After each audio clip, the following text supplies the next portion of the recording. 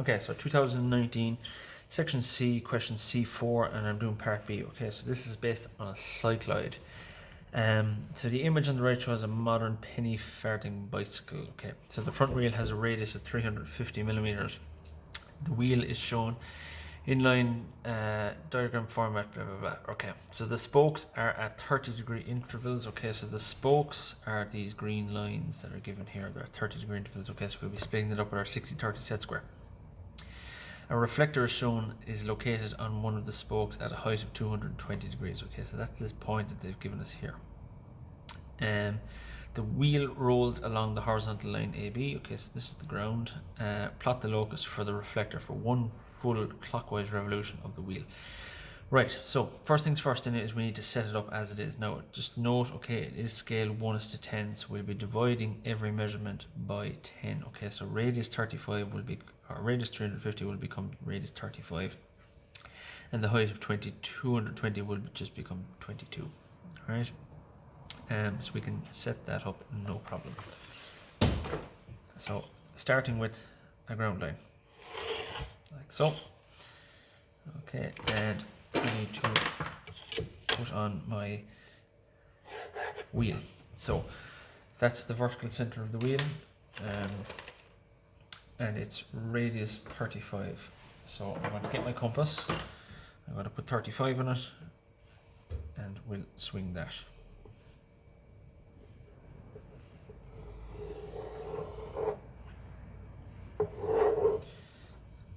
Okay, now the point is at a height of 22, so I'm just going to measure up 22,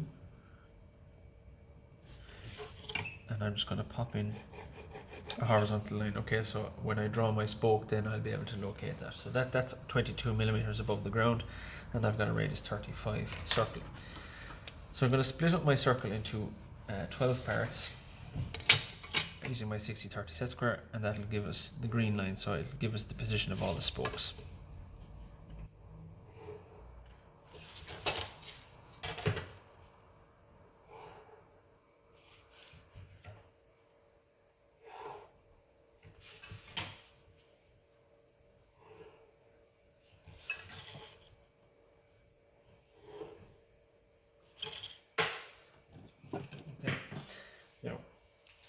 There is the position of my reflector. Okay, and just for the sake of this question, right, I'm actually just going to call that point P. Okay, so I'm going to give it a label. Okay, I'm also going to give the center point here a label. Okay, I'm going to call that C. Okay, C for center. And I'm going to number each one of these points here. So I'll call this point 1, 2, 3, 4, 5, 6, 7, 8, 9, 10, 11, and 12. Okay, I'm starting with 1 on the ground because it's just, that's the point that's already in contact with the floor. Now, a couple of more things to do, okay, in order to solve this. So what we're going to have to do is we're going to, first of all, we're going to have to locate where each one of these points, so point 1, 2, 3, 4, 5, 6, etc., actually touch the ground. That will tell us how far the wheel is going to roll, okay, and it'll help us in locating point P as each one of these moves, okay. So we'll have to do that first. Now, that amount, okay, is so between 1 and 2. Okay, so essentially if I get the distance between 1 and 2, now that's the distance between all of them, okay, because they're all completely equal. If I swing from point 1 and I get that mark on the floor, okay, that is where position 2 will hit the ground. So I'm actually going to call it G2, and the reason I'm calling it G2 is stands for ground 2. Okay, so it's basically point 2 on the ground, if that makes sense. Then I'm going to swing from there, okay, same spacing, okay, so if you can imagine point 2 is going to be on the ground there, it's going to be the exact same thing, distance until 3 hits the ground, and then 4, 5, 6, 7, 8, etc. 11, 12, and then finally we're back at, this should be point 1 again. So this is going to be G3, G4, G5,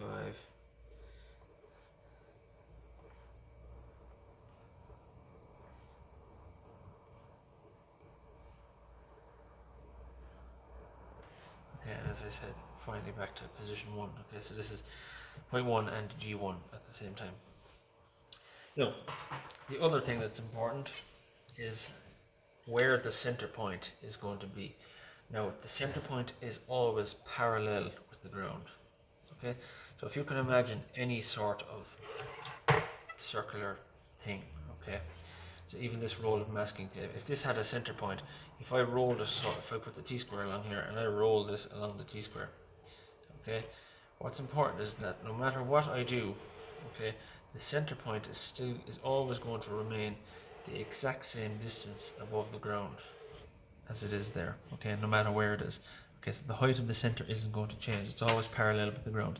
Even if there's a curve in what I'm drawing it up against, okay, so if there's a change in direction, like if it was to go up against the set square like so, okay, so this roll of masking tape would roll up against this, and then it would change distance or change direction, but the height is still going to stay the same distance away from whatever it's rolling along. Okay, now luckily for us in this case it's just a horizontal line, so C is going to travel along this. Okay, so that's got a constant height. And the center is always going to be directly above its position on the ground. So I'm going straight up from each one of these.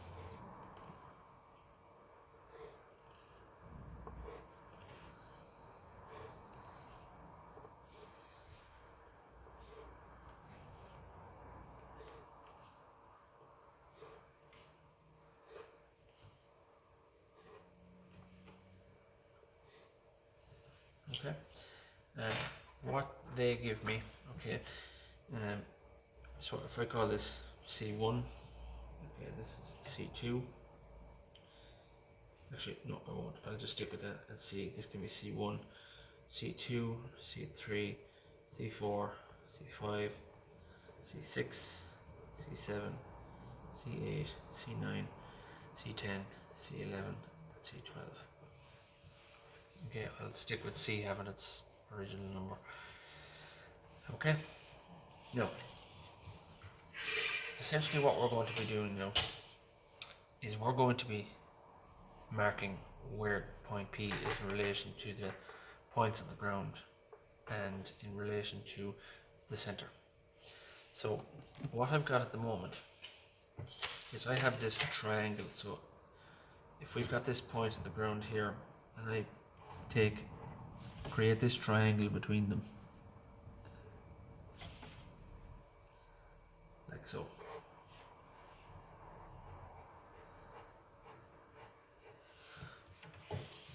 That is how I locate point P. Okay, so I can measure from G1, okay, so the point on the ground, to where P is, and I can really go from C to P.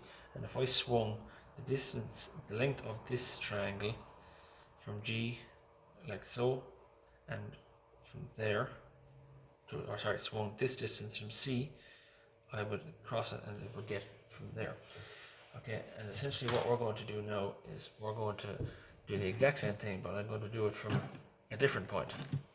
So for example, it's going to be where point 2 on the ground is to P, so it's going to be a different triangle. Okay, so that's going to be the same. It's going to be this triangle instead. And I'm measuring from 2 to P and then C to P. Okay, and this is applied to any cycloids question. Okay, it's always the same process and the same pattern. Okay, and essentially what we'll be doing, okay, is if you follow these steps, you can't really go wrong with a cycloids question. So you'll be measuring from the number, okay, the number being the numbers on the circle. Okay, so 2, 3, 4, 5, 6, 7, etc. The number to P. Okay, so point P being the point that you're trying to locate. So you get that, and then you swing from the ground number. Okay, hashtag being number. Okay, so you're going to take the distance from the number that you are on. So for example, we're on 2, and we're going to get the distance from the number to P, and then we're going to swing it from the corresponding ground number, which will be G2. Okay, then we're going to get the distance from C to P, and we're going to swing from C number. Okay, so the corresponding C that's with. Okay, so G and C1 are together, G3 and C2 are together. You can see which ones are connected to each other based on the ones that are connected vertically.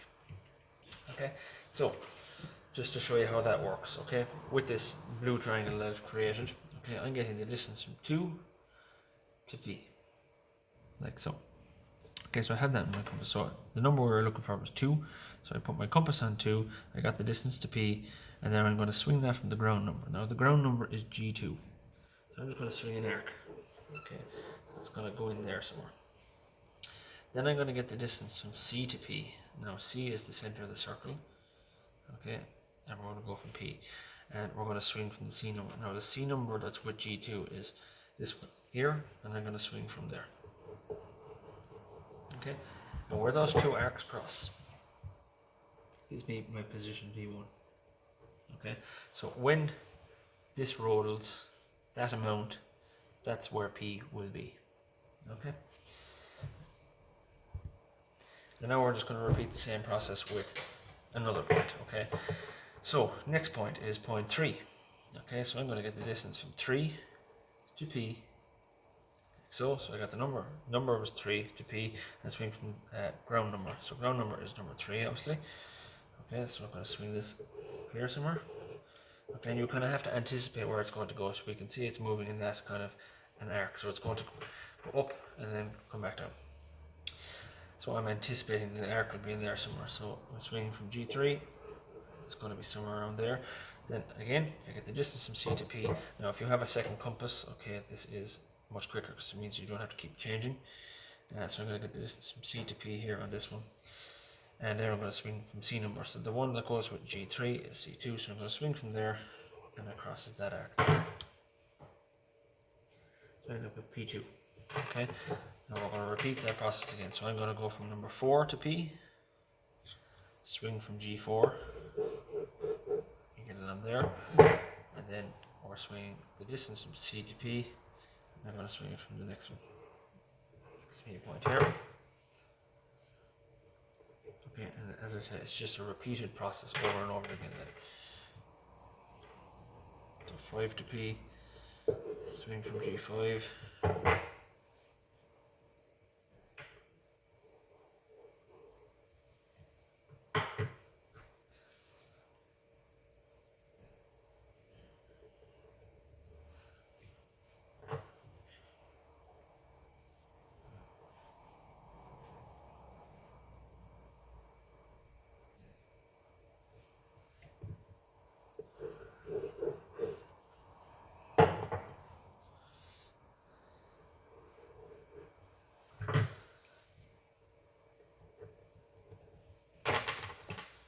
Okay, so I'm currently on number 7, so again, number is number 7. So number 7 to P on my compass. I go to G7, swing from G7 like so, then get the distance from C to P, which I have in this compass, and I'm going to swing to the one that's straight above G7, is C6. I'm going to swing, and those two arcs cross here.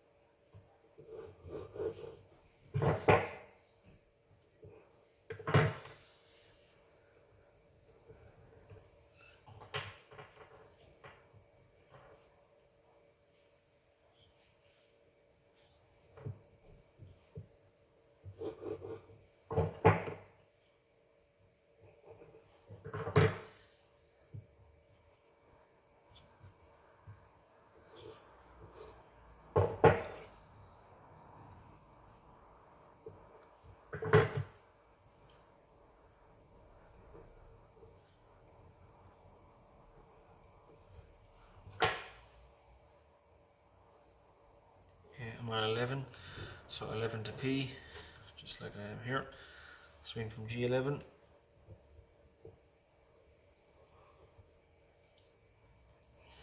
Okay, then C to P, the one straight above G11 is C10 in my case. So we get a point here.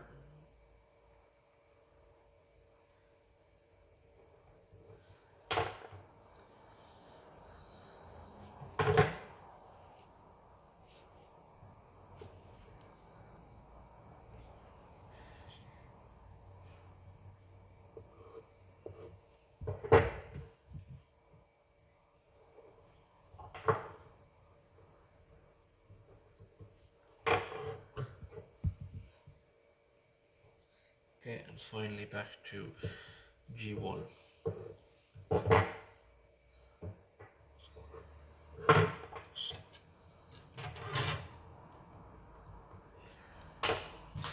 Okay, and we're joining all those with a freehand curve.